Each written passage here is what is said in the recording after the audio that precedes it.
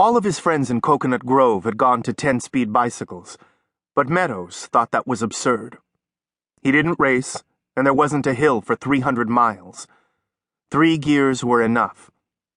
As a matter of fact, the sturdy brown Raleigh he was pedaling along Main Highway had only 1 gear.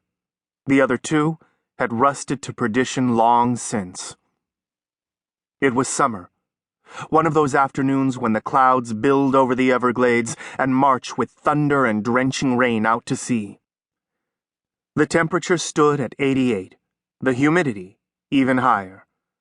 Sweat poured from him as he pedaled a narrow strip of asphalt alongside the road, protected from the traffic by majestic banyan trees, their thick branches casting a dappled shade over the roadway and bike path.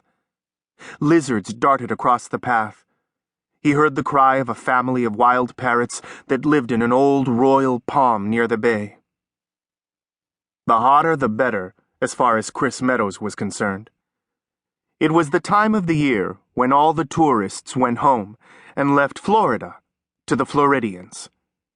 At least that was how it used to be. Now more and more people were moving in, calling themselves Floridians, and with each one of them, there was that much less of Florida. Meadows glanced over at the long line of traffic moving in the opposite direction, past an ivy-covered church. 3 cars in 5 had their windows closed, air conditioners growling. He felt sorry for the drivers. They missed the lizards, the parrots, the tantalizing breeze being sucked off the bay into the building clouds. In another hour, they would miss the cloudburst that in a furious few moments would wash the streets, drop the temperature 20 degrees, and reward all those wise enough to enjoy it with new sights, sounds, sensations. Meadows was of 2 minds about the coming storm.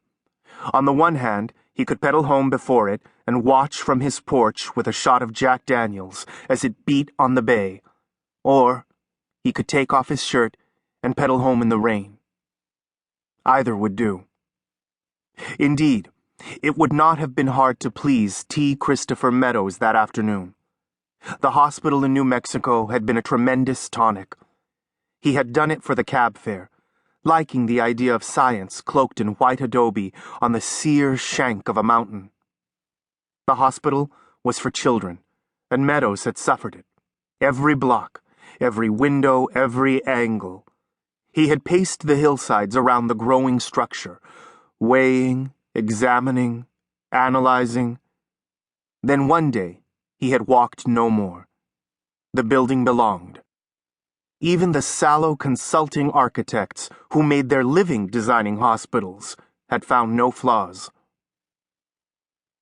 Usually, Meadows made a point of being somewhere else when the time came to inaugurate buildings he had designed.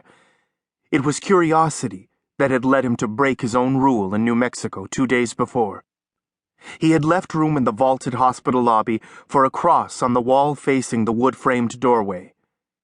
Meadows understood that without the crucifix, the hospital would never be complete in the eyes of the nuns for whom he had built it.